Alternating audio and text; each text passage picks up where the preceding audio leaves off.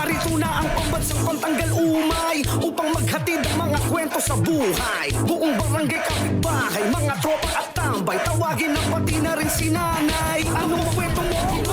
Logan na yan, saan ka man naroon? Logan na yan, gusto mong mapanood?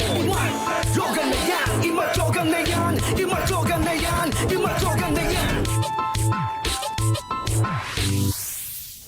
Luzon, Visayas at Mindanao at saan mang dako ng mundo, sa sulok na po ay maupo dahil raratsada na ang 5 kwento.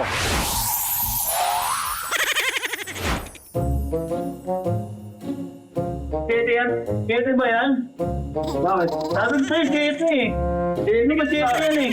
Sabi mo kung Google Chete, hindi ko ako Chete. Ayun lang, namimiloso po pa ang mga barbero kapag nasukul na at nagalit ang ginugupitan. Ganyan Padilla. Ha? Ganyan. Sabi mo undercut boss eh. Undercut eh no? Insiste pa ng mga magigiting na barbero, aba patay mali siya Eh na, tingnan mo. Gupit matapang yan eh. Okay na yan. Sabi mo kasi boss, pagkakarinig ko kasi army cut na devil cut, may devil cut. Pati mo mong bata. Alam naman natin na kapag umupo ang nagpapagupit, nasa isip niyan yung kanyang iniidolo. Pero wag naman sanang pagsabayin, ano po? Ang ganda-ganda ng paliwanag ko sa iyo, eto papagupit ko sa inyo. Ba't ganyan ginawa niyo sa akin? Tinan mo may Padilla ng FPJ, tapos yung kabila, Robin Padilla, tinan mo. Yan eh. Bakit siya umuho? Ang umuho, diretso. Box po yan. Uy, hindi mo yan. Kalboy mo na lang yan. Kapag sumabit sa nagpapagupit, bingi-bingihan mode pa si kuya. Ha? Robin Padilla, hindi Padilla. Oo nga raw, Robin Padilla, kaya nga one-sided eh. Ito ba mo sa likod? Ayun o, dito. Ano yan? Dragon Ball ng Super Science? Oh, masaya yung patilya ko dito. Ha? May patilya ba? Pero po yan. Ito. Ano ba? Naglayo po eh. Taas pa nung ahit mo kuya, tingin paano mo makahabol to yan. Taas, dapat dito lang ang ahit mo kuya, dito lang pag gano'n. Ay lang boss. Sunod, huwag ka matutulog pa nagpagupit ka ha. Oh, nasisi ka pa tuloy. Sa susunod, doon ka sa pansitan matulog. Deserve ba ng barbero na ipabarangay? Saan mo taas dyan? Ako babayaran mo ngayon. Akala mo sa ginawa mo sa akin to, babayaran mo ako, tandaan mo yan. Baka magalit yung asawa ko nito. Bakit boss? Sabi ko trim lang. Ganyan talaga ang buhay. Minsan bad hair day, minsan naman ayos lang. Tulad dito, kinopya yung palawit ni Superman at dinoble pa niya. May avatar at may super lakas ng wifi. Boss, okay na ba yan boss? Ang taas mo naman mag-ahit. Ha? At para mabawasan ang inis ng ating mga katsokaran, eto muna ang joke time. What pulutan did you have yesterday at your birthday? Pata pare. Wow, what kind of pata? Patagalan ng kwento, wala kaming pera.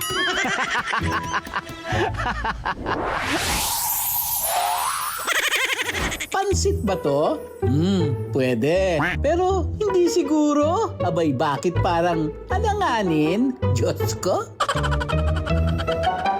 Dito sa kanto ng Sulukan, Bukawi, Bulacan, may putahing halos siglo ng binabalik-balikan. Heto ang Norris Restaurant. Aba, marami na tong pinagdaanan.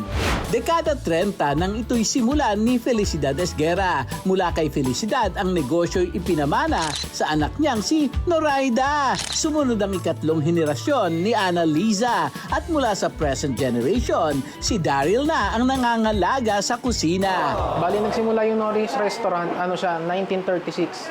Na-discover siya ni Felicidad Esguera. Tapos, siya ang nakadiscover ng pansit alanganin.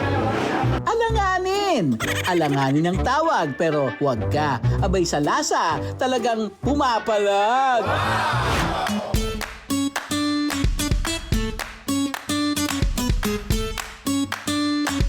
Hello, Galogs! Bali ngayon, tuturuan ko kayo kung paano magluto ng pansit alanganin. Maglalagay muna ako ng mantika. Tapos next ingredient namin, sibuyas. Tapos gigisa-gisahin ko lang siya ng mga 1 minute. Lalagyan ko siya ng baboy. Tapos lalagyan ko siya ng konting soy sauce. Tapos yung sunod na lalagay, bali ano siya, pork broth. Tapos next ingredient, ilalagay ko tong Mickey na noodles. Kasi hindi siya tatawaging pansit alanganin kung wala siyang Mickey. Tapos lalagay ko na rin yung sayote. Next na ilalagay ko yung carrots. Heto na ang pansit na umabot ng 4 na henerasyon. This is it, pansit legit! Bali yung kinaibahan ng pansit alanganin namin kasi yung lutuan namin, nakita nyo naman ano siya, yung lumang lutuan, pugon siya. Hindi kami gumagamit ng mga gasol.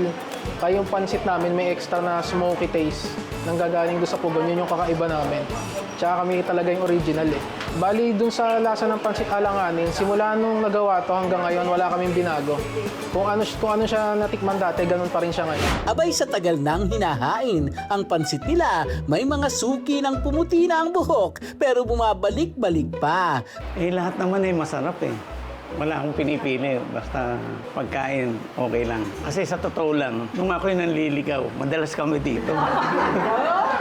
Teenager ako, kumakain na kami dito. Kasi ito generation to generation. From lola niya, mami niya, and then siya. Puro naman masarap. Nagbabago man ang panahon, nagpapalit man ang henerasyon, may mga lasang hindi kailangang baguhin, kundi ipagpatuloy lang at mahalin.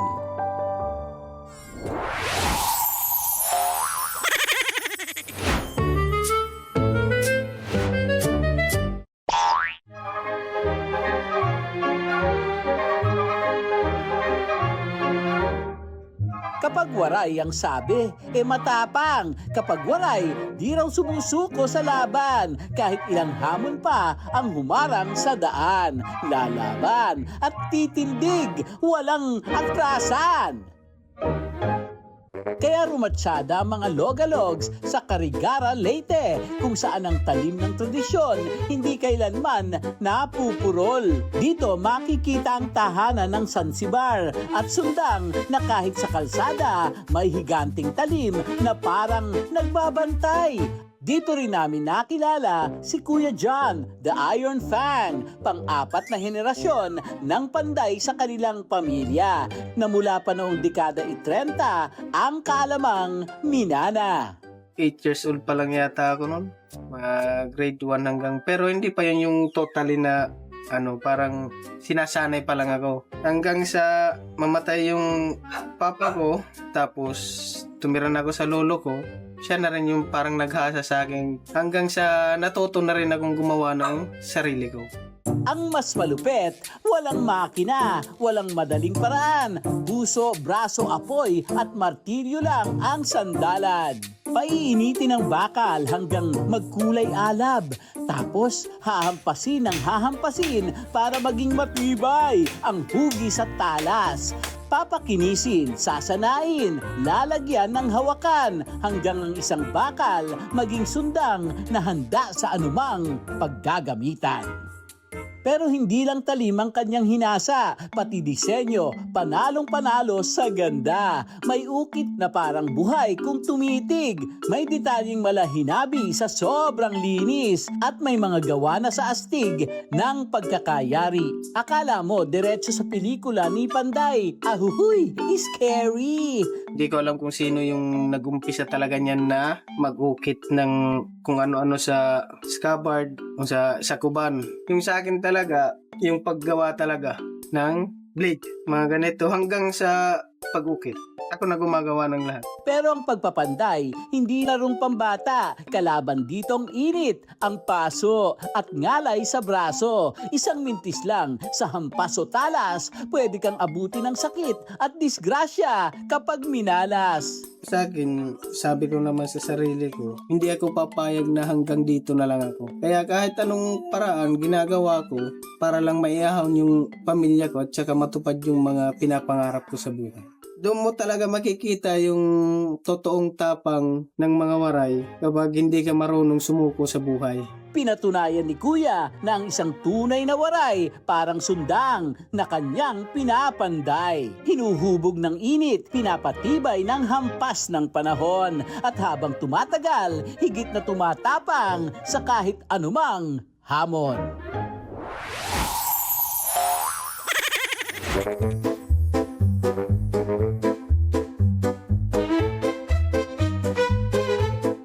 Sa ibang lugar, nyogay bunga lang. Dito, may likas na yamang nagiging tagay ng bayan. Kaya join sa kaliwat ka ng non-stop inuman ng mga barako. Sa tinaguriang tahanan ng pulang tuba ang Barugo.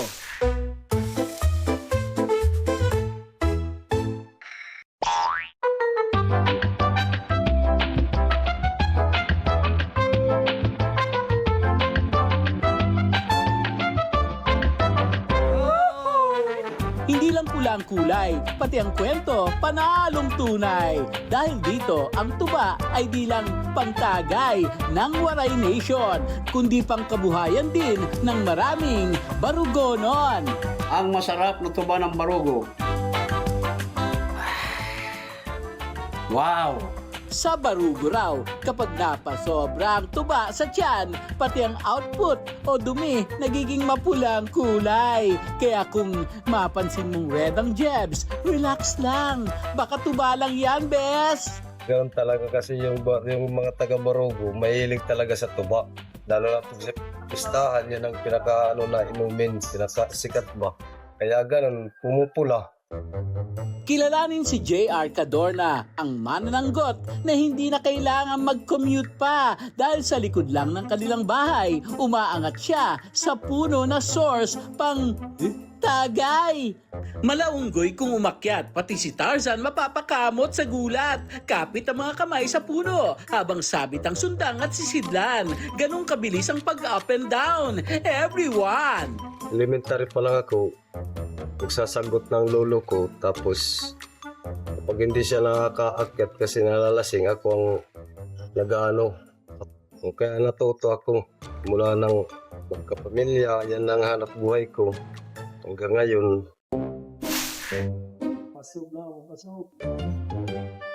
Mapaso sa Waray, kasi mainit ngang tunay dahil kagabi nakipiesta siya sa Barugo proper at ang kalaban, inuman with tubang walang game over.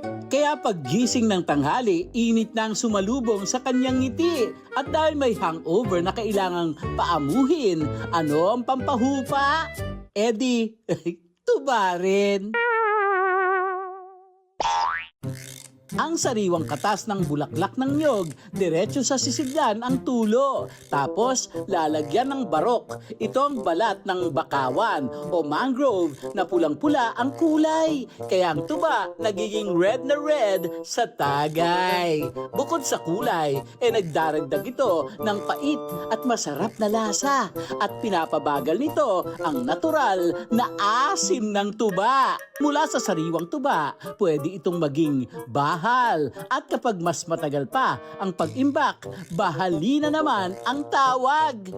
Bawat isang galon na mapuno ni Kuya JR, nasa 500 piso. Ang presyo, sa umagang ito, 4 ang kanyang naakyat. Kaya kalahating galon ang naipon ng bawat patak. Mahirap talaga po sa sanggot, lalo na pag maulan, madulas yung puno. Yan ang lang namin kalaban pag maulan. Masasabi ko lang, pag nakatikim kayo ng tuba sa Barugo, pabalik-balikan nyo. Lalo na pag bali na. Baka pag nakatikim kayo, umorder kayo ng marami. Yan lang. Masarap talaga ang tuba sa Barugo. Di lang ito inumin, kundi isang tradisyon, kabuhayan at kwentong ipinasa sa bawat henerasyon. Pero mga pare, tagay lang nang may hinahon. Drink moderately dahil mas masarap nga naman daw ang tuba kapag over ang saya. At mamula-mula. Kung sa ibang kapihan nasa highway ang daan, dito, Logalogs, kapag puro bukid na ang nakikita mo, ayan, nasa tamang daan ka na mismo.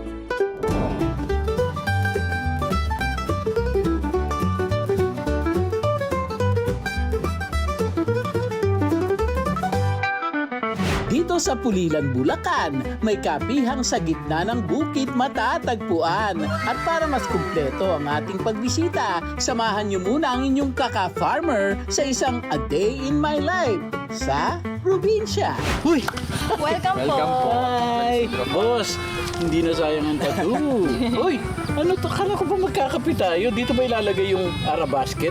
Arabica? Yan nga po ang challenge, Kaka. Oo. Kailangan mo muna ma-experience sa Bukid Life bago tayo magkape.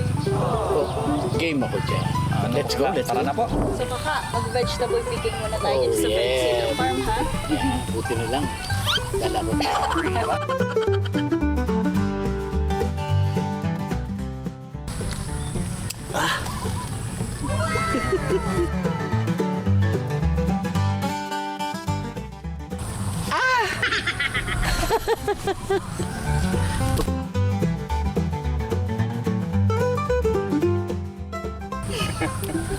Isot!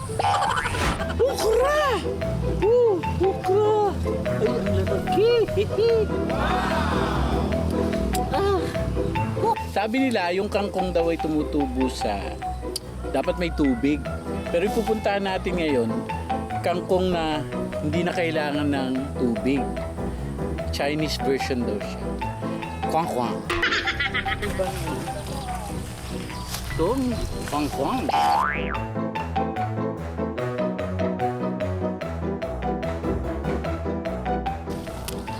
Wow!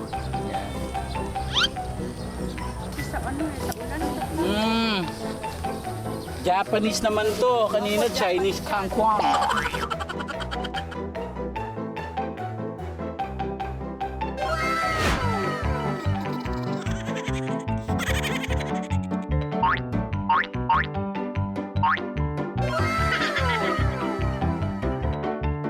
Mula sa halaman, lipat tayo sa kulungan.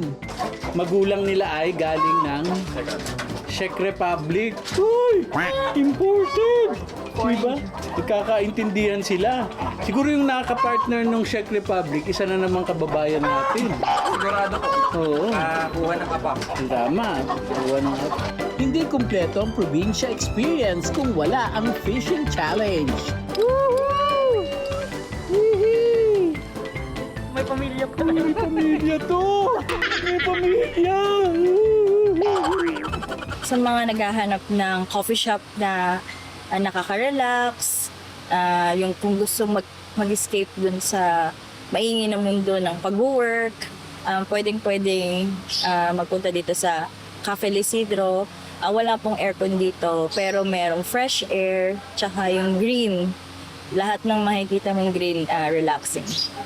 So, matatagpuan ng Cafe Isidro sa Sitio Dumayat, Paltao, Pulilan, Bulacan. You can search sa Waze or sa Google Map. Just type Cafe Isidro. Kung pagod ka na sa ingay ng syudad at gusto mong saglit na takasan ng lahat, abay, kape muna! Hindi kailangan ng magarbong eksena dahil kapag kalikasan ng kasama, kahit simpleng kape, mas masarap ang pahinga. Hanggang sa susunod na kwentuhan, samahan ang inyong pambansang pantanggalumay. Sabay-sabay nating basagin ang lumbay, pag-aani ng trip ng buhay. Ako ang inyong si Kaka, Mark Logan po. At ito, ang Top 5 Kwento. Iba jogan na yan, iba